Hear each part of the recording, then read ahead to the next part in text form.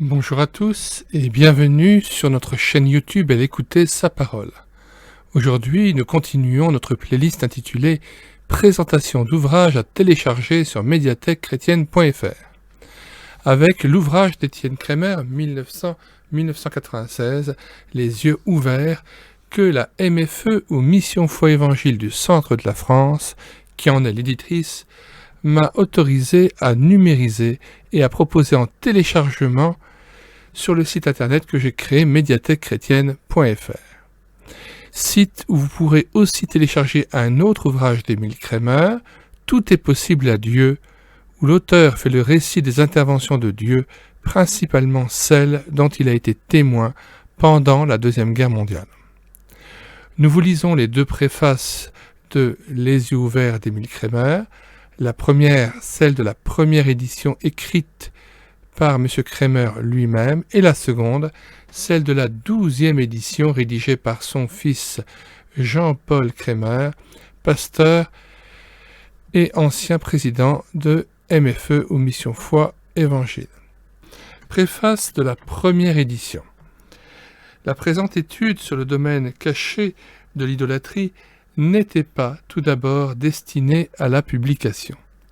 Elle s'est imposée peu à peu par le travail personnel de cure d'âme et est devenue avec les années toujours plus nécessaire pour ce travail.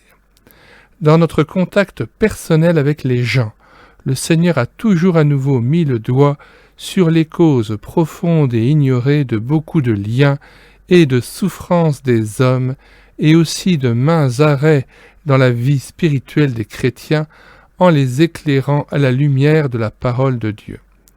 Malgré tous leurs efforts et beaucoup de prières, ces personnes ne parvenaient à expérimenter la puissance de la croix de Jésus, la nouvelle naissance et l'approfondissement de la vie spirituelle qu'après avoir reconnu et confessé à Dieu les causes cachées de leur malheur, et cela comme de grands péchés.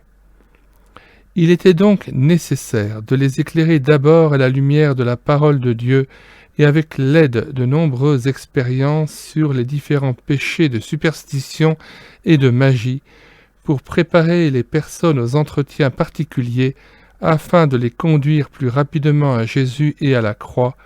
Il était devenu de plus en plus indispensable de leur remettre sur feuilles multicopiées les éclaircissements nécessaires et la liste des péchés d'abomination les plus répandus.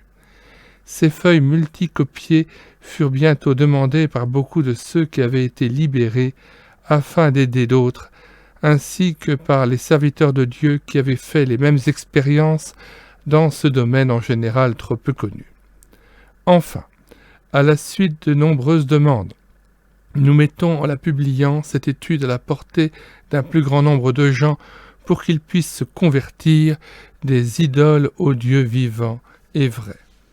Que le Seigneur, dans sa grâce infinie, bénisse cette brochure pour le salut de tous, de beaucoup d'âmes sincères, et les délivre de la puissance des ténèbres pour les transporter dans le royaume de sa merveilleuse lumière, et les préparer à l'enlèvement qui est proche, à la louange de la gloire de sa grâce. Émile Kremer, 1900-1994. Préface de la 12e édition.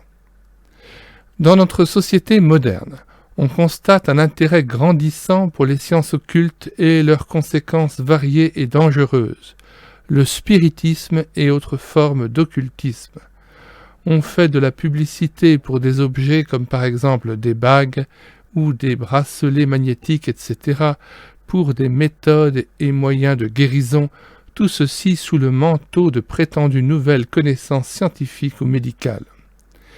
Les faux cultes religieux gagnent toujours plus de terrain parmi une population qui est complètement ignorante de la parole de Dieu, et aussi parmi ceux qui sont désillusionnés par une chrétienté spirituellement anémique et dépourvus de la puissance de l'Évangile de notre Seigneur Jésus-Christ qui libère et transforme les cœurs. Satan, le prince de ce monde, cherche comme toujours, et encore plus maintenant sachant qu'il a peu de temps, à séduire, tromper et piéger ceux qui périssent parce qu'ils n'ont pas reçu l'amour de la vérité pour être sauvés. 2 Thessaloniciens 2:10. Plus que jamais, nous constatons que c'est un combat d'ordre spirituel contre les puissances occultes sataniques qui cherchent à contrôler et à régir notre monde, car nous n'avons pas à lutter contre la chair et le sang, mais contre les dominations, contre les autorités, contre les princes de ce monde de ténèbres, contre les esprits méchants dans les lieux célestes. Éphésiens 6:12. N'est-il pas merveilleux, non seulement de savoir, mais aussi d'expérimenter personnellement une complète délivrance de tout lien conscient et inconscient par notre Seigneur Jésus-Christ. Ayant tout accompli sur la croix et vaincu Satan, et étant assis à la droite du Père dans les lieux célestes, il a été élevé et règne au-dessus de toute domination, de toute autorité, de toute puissance, de toute dignité. Le Père a tout mis sous ses pieds, sous son autorité. Éphésiens 1, versets 20 à 23. Ceci pour que l'Église de Jésus-Christ, c'est-à-dire tous ses rachetés, expérimente pleinement cette délivrance et pleine victoire, et soit aussi, dans ce monde plongé dans les ténèbres et les liens de Satan, des témoins affranchis qui rayonnent la lumière de Jésus-Christ. Cette brochure a été en bénédiction pour beaucoup dans le passé. Il est opportun que cette nouvelle édition actualisée soit imprimée et diffusée. Certaines adaptations plus modernes, modifications ou explications ont été incorporées dans le texte sans toutefois en changer le message. C'est particulièrement la partie 2, c'est-à-dire la liste des formes les plus répandues des péchés d'idolâtrie, de superstition, de divination et de magie qui a été modifiée et adaptée. Certaines de ces pratiques occultes, coutumes, superstitions, etc. ne sont plus ou très peu connues aujourd'hui. Par contre, dans notre monde moderne du XXIe siècle, de très nombreuses nouvelles formes surgissent de toutes parts. Notre prière est que Dieu continue à bénir cette brochure afin que beaucoup de ceux qui sont aveuglés par le Dieu de ce monde et dont l'intelligence est obscurcie puissent être éclairés et conduits dans la liberté des enfants de Dieu et ainsi être à leur tour des témoins de sa grâce. Olivet, décembre 2015, Jean-Paul Kremer. Fin de la présentation de Les yeux ouverts d'Émile Kremer, livre patrimoine qui devait être remis en avant, présenté à la communauté chrétienne comme à tous ceux qui cherchent Dieu sincèrement et souffrent des liens et des tourments liés aux pratiques occultes pratiquées par eux-mêmes ou leur milieu familial. C'est un outil précieux pour les pasteurs aussi dans la pratique de la cure d'âme ou la relation d'aide. Abonnez-vous à cette chaîne YouTube Elle écouter sa parole afin de connaître notre présentation d'ouvrages ou les livres que nous mettons en audiobook, comme dernièrement l'ouvrage remarquable de René Pache, La personne et l'œuvre du Saint-Esprit, ou les nouvelles chansons dont nous proposons la version avec parole afin d'en permettre la rétroprojection en assemblée.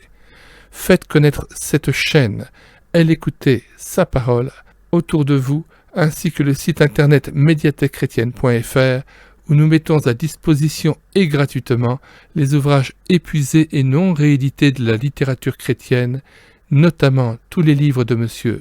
Ray Maurice, de M. Pache, de M. Adoul, quelques ouvrages de M. Decker et bien d'autres encore. Bonsoir à tous et à bientôt.